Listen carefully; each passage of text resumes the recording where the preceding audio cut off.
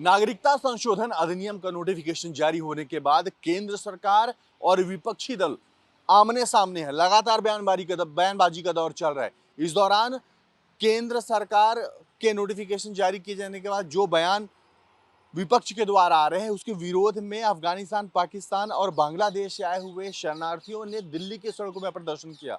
उसको लेकर के भी दिल्ली सरकार के मुखिया ने बयान दिया, जिसके विरोध में भारतीय जनता पार्टी के सांसद मनोज तिवारी ने कड़ा विरोध जताया है। मनोज तिवारी ने कहा कि जो लोग इस नागरिकता संशोधन अधिनियम का जो लोग विरोध कर रहे हैं वो लोग भारत का विरोध कर रहे हैं। अरविंद केजरीवाल ने एक बहुत बड़ा अपराध किया है।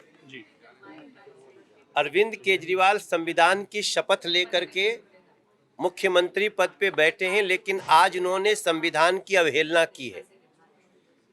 CAA कानून संसद ने पास किया है और उस संसद के कानून पास किए आधार पे जो 2014 31 दिसंबर के पहले जो भी पाकिस्तान, बांग्लादेश और अफगानिस्तान से आए हुए हिंदू, सिख, ईसाई, बौद्ध, जैन, पारसी जो शरणार्थी हैं, जिनकी बहन बेटियों के साथ अत्याचार हुए, जिनकी आंखों के सामने उनके महिलाओं के बलात्कार हुए, जिनकी हत्याएं हुई और वो किसी तरह वहाँ से जान बचाकर भागे और भारत में आकर शरण लिए, उसको संविधान के तहत संसद ने उनको अब भारतीय नागरिकता दे दी है।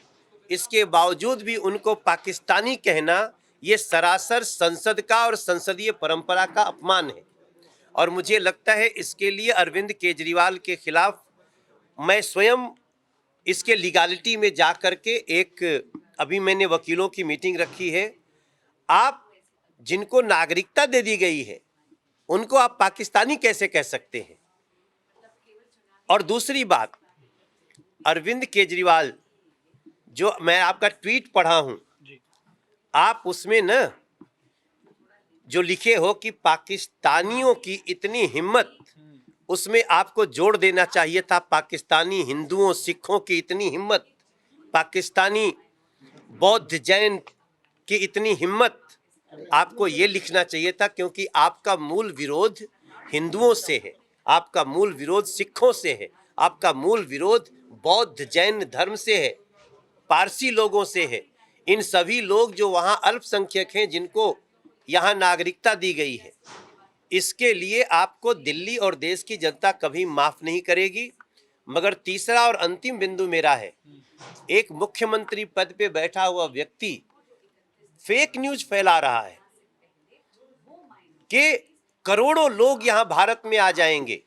ये CAA से नागरिकता जिनको दी गई है वो 2014 31 दिसंबर तक आ चुके हैं, उन्हीं को नागरिकता दी गई है।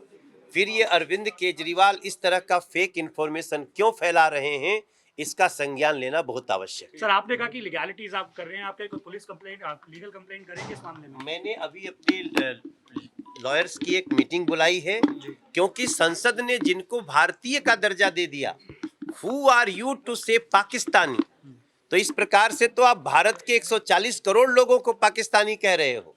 अरविंद केजरीवाल को इस स्टेटमेंट का मुझे लगता है कि पूरी तरह से भरपाई करनी पड़ेगी। दिल्ली सीएम के बयान पर कड़ा विरोध जताते हुए सांसद मनोज तिवारी ने कहा है कि वो विधिक सलाह लेंगे, वकीलों के साथ बैठेंगे और जिस तरीके से उन्होंने बयान दिया है उसके विरोध में वो सुप्रीम कोर्ट जाएंगे, क्योंकि जो ये अधिनियम जारी किया गया है, जो ये नोटिफिकेशन जारी किया गया है, इसका संसद से इसको पारित किया गया है, अब ये कानून बन गया है। इसका विरोध करना मतलब देश के 140 करोड़ की जनता का विरोध करना है। अब देखने की बात ये होगी कि चुनाव के ठीक पहले CAA को लेकर के जिस तरीके से देश में राजनीति गरमाई हुई है, तो लोकसभा के चुनाव पर इसका क्या असर पड़ेगा।